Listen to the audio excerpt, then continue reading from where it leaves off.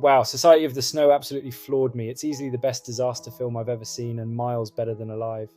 For a bit of context, this story might sound familiar if you've seen Alive, the 1993 American version of the same true events. Don't get me wrong, that film had its moments, but Society of the Snow makes you feel like you're right there, freezing and desperate in the Andes, wondering how on earth anyone could survive such a nightmare. The story is based on the true events of the 1972 Andes plane crash, where a Uruguayan rugby team and other passengers, mostly young people with an average age of 24, found themselves stranded in the middle of absolutely nowhere, snow, mountains, and nothing else for weeks on end.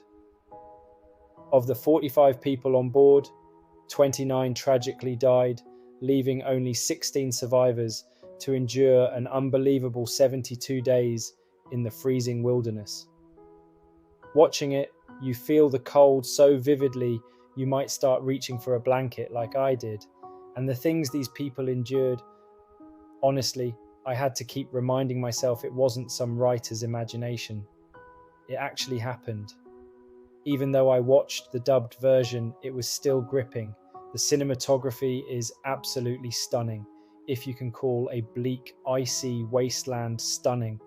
The sheer scale of the snow-covered Andes is both gorgeous and terrifying, and it makes you realize just how small and vulnerable those poor sods were out there. You can feel the frostbite creeping in, the hunger gnawing away, and the sheer hopelessness of it all. This film is hard to watch in many moments. Then there's that part of the story.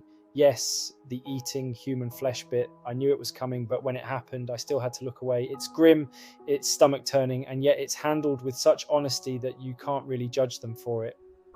What would you do if your choices were a snow sandwich or, well, what really gets you though is the sheer determination of these people. They didn't just survive, they fought for it with every ounce of their being. It probably helped that they were a rugby team, used to working as a unit and pushing through pain. But even then, it's impossible to imagine having that much willpower. The turning point of the story is when two survivors, Nando Parado and Roberto Canessa, trekked for 10 grueling days through the mountains to seek help. Their bravery and determination led to the eventual rescue of the remaining survivors, a testament to the incredible resilience of the human spirit. The film manages to be both uplifting and heart-wrenching.